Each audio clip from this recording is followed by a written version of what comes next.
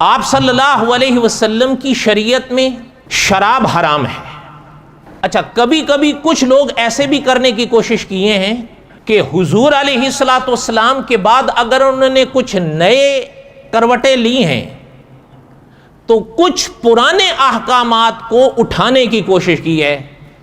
پرانے احکامات اٹھیں گے، نئے آسان والے لاگو کریں گے تو پھر لوگ آسانی سے مائل ہوں گے نا۔ اب انہوں نے کہا یہ جو شراب ہے نا یہ اصل میں حلال ہونی چاہیے۔ اچھا جی، اب کیا کریں؟ اب لا الہ الا اللہ اکبر خلیفۃ اللہ تو پڑھ رہے، تو انہوں نے کہا بس ٹھیک ہے، جب ہے تو اب شراب کی جو حرمت ہے وہ منسوخ ہے اور حلت جو ہے وہ ناسخ ہے۔ اچھا، جب شراب کی حرمت منسوخ ہے اور حلت جو ہے وہ ناسخ ہے تو لوگ کیا کریں گے؟ پیئیں گے یا نہیں پیئیں گے؟ اچھا، ایک کروٹ انہوں نے لی، وہ میری سمجھ میں آج تک نہیں آئی کہ اس میں کیا راز تھا، یہ اللہ بہتر جانتے ہیں، مجھے اس کی کوئی وضاحت بھی نہیں ملی۔ وہ یہ تھی کہ انہوں نے شراب کی حرمت کو تو اٹھانے کا اعلان کیا کہ شراب اب حرام نہیں ہے۔ اللہ تعالیٰ معاف فرمائے، جب حضور کی شریعت منسوخ ہو گئی یا حضور کی شریعت کے بعض مسائل منسوخ ہو گئے اور ناسخ یہ اکبری دھرم والی اللہ تعالیٰ معاف فرمائے شریعت ہوئی، تو ظاہر ہے اب عمل تو اس پہ جب ہوگا تو انہوں نے ایک اور کروٹ لی کہ اصل میں شراب جو ہے نا وہ اب حلال ہے لیکن اس حد تک کہ نشہ نہ آنے پائے۔ بھائی جب حرام ہے تو ایک قطرہ بھی حرام ہے، صحیح بات ہے غلط بات ہے؟ ایسا تو نہیں ہے کہ ایک قطرہ پیو نشہ نہ آئے تو جائز ہو اور جب 2 قطرے پیو نشہ آ جائے تو حرام ہو جائے۔ بھائی شراب حرام ہے، ایک قطرہ بھی حرام ہے اور ایک گلاس بھی حرام ہے۔ نجس ہے، بات ختم ہوگا کہ نہیں جی اگر نشہ۔ اچھا، اب یہ بھی وہ تاریخیں بتاتی ہیں کہ اگر کوئی پیے اور اس کو نشہ آنے لگے تو اس پر اکبر سختی بھی کرتا تھا، یا تو ادھر وہ نرمیاں تھیں اور یا ادھر یہ سختیاں تھیں، یہ ہماری سمجھ میں نہیں آیا۔ شراب کی حرمت تو پہلے جو ہے وہ اٹھا دی، اللہ تعالیٰ معاف فرمائے ہیں۔ اس کے بعد جوئے کو جائز کر دیا کہ جی جوئے میں اصل میں پیسہ بڑھتا ہے نا، تو تجارت میں بھی پیسہ بڑھتا ہے، تو اگر جو ہے وہ جوا کوئی کھیل لے تو کیا فرق پڑتا ہے۔ اچھا، پھر جب پیسہ بڑھنا جائز کی صورت بن رہا تھا تو پھر سود کو کیسا منع کریں گے؟ انہوں نے کہا جی پھر تو دیکھیں جب انسان تجارت میں 1 روپیہ لگاتا ہے ممکن ہے 10 ہو جائیں 100 ہو جائیں، تو سود میں بھی تو یہی ہوتا ہے، پیسہ بڑھتا ہے، تو اگر تجارت جائز ہے تو سود کیوں حرام ہے؟ سود بھی حلال ہونا چاہیے۔ پھر انہوں نے یہ کہا کہ اصل میں یہ حضور کی شریعت کا حکم تھا وہ بالکل یہی تھا کہ یہ چیزیں حرام تھیں، لیکن اکبری دھرم میں اب یہ جائز ہیں کیونکہ وہ منسوخ ہو گئی ہے شریعت، یہ ناسخ ہو گئی ہے۔ نعوذ باللہ۔ اچھا، اس کا ایک انہوں نے طریقہ بھی نکالا، شاید آپ نے کہیں پڑھا ہو یا علماء سے سنا ہو، تاریخ میں آتا ہے کہ جو اکبری دھرم کا دائرہ تھا نا، دربار جس کو کہتے ہیں، وہاں جوا خانہ بنوا دیا تو لوگ کھیلنا شروع ہو گئے، وہ تو چاہتے ہی یہی تھے۔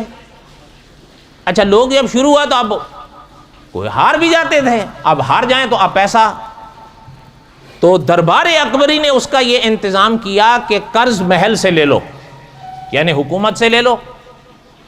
اچھا، لیکن لیں گے کیسے؟ یہ تو لے کے اگر ہار گئے حکومت کو کیا فائدہ ہوگا؟ چلو آج نہیں کل اگر اس کے پاس ہوئے چلیں زیادہ یہ لوٹا دے گا۔ انہوں نے کہا صرف یہ اصل نہیں لوٹائے گا، ساتھ میں سود بھی لوٹائے گا۔ اچھا، ایک تو جوا کھلایا جا رہا ہے، اوپر سے قرضہ دیا جا رہا ہے اور وہ بھی سودی۔ اچھا، ایک اور چیز سمجھیں ذرا بات کو، چہرے پر داڑھی یہ انبیاء کی سنت ہے۔ اب یہ اکبری دھرم میں ایک اور بھوت ان پر سوار تھا جو آج بھی بعض لوگوں پر سوار ہے کہ جی اتفاق ہونا چاہیے، اتحاد ہونا چاہیے۔ شروعات تو یہیں سے انہوں کی تھی نا، یاد ہوگا آپ کو، اتحاد بین المذاہب کے عنوان سے یہ اٹھے تھے۔ اچھا جی، کن سے اتفاق کرنا چاہیے؟ اکبری دھرم کہاں تھا؟ ہندوستان میں، اور ہندوستان میں بہت بڑی قوم مسلمانوں کے سامنے جو اب بھی ہے تب بھی تھی، وہ کون سی تھی؟ بولو، ہندو۔ انہی سے اتفاق اور اتحاد زیادہ سوج رہا تھا نا، تو ان کے چہروں پر داڑیاں ہوتی ہیں، نہیں وہ عموماً داڑیاں نہیں رکھتے، ان کے ہاں داڑیوں کا رواج ہی نہیں ہے۔ اچھا اب انہوں نے کیا کیا بھائی، مسلمانوں کے چہرے پر داڑیاں، انہوں نے کہا اب اکبری دھرم میں جو ہے وہ داڑھی کا حکم منسوخ ہو گیا۔ اگر کوئی اکبری دھرم پر آ گئے تھے، اور آ گئے تھے، یہ بھی نہیں کہ اگر آئے تھے، انہوں نے جب اکبری شریعت کو مانا، انہوں نے داڑیاں منڈا دی، انہوں نے کہا اب حضور کی شریعت کا حکم تو منسوخ ہو گیا، اب تو ناسخ پہ عمل ہوگا، اب ساری منڈا دی۔ اب اگلی بات سنیں اس کے ساتھ، ختنہ کیا جاتا ہے نا، ختنہ۔ اچھا اب ذرا ہندو کرتے ہیں، سوچ کے بتائیں، ان کے ہاں ہے ہی نہیں، وہ سوال ہی نہیں پیدا ہوتا۔ اب ہندوؤں سے جب اتحاد، ایک تو ظاہر کا تھا، دوسرا پوشیدہ کا تھا، اب ختنے کی رسم کو اٹھانا تھا۔ لیکن ایک چیز ذہن میں رکھیں، یہ آپ بھی مانیں گے، ہر مسلمان چہرے پہ داڑھی نہیں رکھتا، یہ سچ ہے، لیکن ہر مسلمان اپنے بچوں کا ختنہ کرواتا ہے۔ صحیح ہے غلط ہے؟ بولو۔ ہر مسلمان اپنے بچے کا ختنہ کرواتا ہے، چہرے پر داڑھی وہ رکھے یا نہ رکھے، وہ ختنہ ضرور کرواتا ہے، اور یہ شعار ہے اسلام کا، جسے نشانی کہتے ہیں۔ صحیح ہے غلط ہے؟ اس لیے اچھا اب ان کے ہاں تو نہیں ہے، اب اس کو، اب یہ چیز شاید وہ بھی سمجھتے تھے کہ بھئی چہرے کی داڑھی کا مسئلہ تو اصل میں اللہ تعالیٰ معاف فرمائے نفس بھاگ بھاگ کے آتا ہے نا، چہرے پہ داڑھی رکھنا مشکل ہے، لیکن ختنے سے ان کو کیسے باز رکھیں گے، یہ تو نسلاً بعد نسلیں ان میں چل کے آ رہا ہے۔ اس کے لیے انہوں نے ایک ترکیب نکالی، دھیان دینا، ترکیب کیا نکالی؟ انہوں نے کہا کہ جب تک لڑکا 12 سال کا نہ ہو جائے اس کا ختنہ کرنا یا کروانا قانوناً جرم ہوگا۔ یہ آج بھی ہے پرانی تاریخ کی کتابوں میں کہ اس دربار اکبری کا یہ قانون بنا تھا۔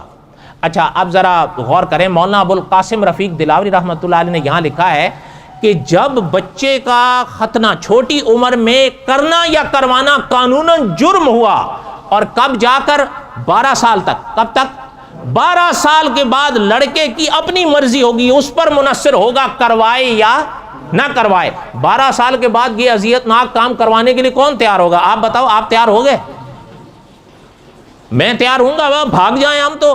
بچپن میں تو میں اور آپ چھوٹے سے ہوتے ہیں، پکڑیں وہ چیڑی آیا، اب دور بدل گئے نا، اب تو ڈاکٹروں کے کھاتے، ہمارے آپ والے دور تو چیڑی آنے کے دور تھے۔ اب تو آپ کو پتا ہے یہاں قانوناً جرم ہے، کوئی دوسرے حضرات نہیں کروا سکتے، اب تو ڈاکٹر کا کام ہے یہ۔ اس زمانے میں یہ، اب 12 سال کی عمر میں بھاگ جائیں میں بھی آپ بھی،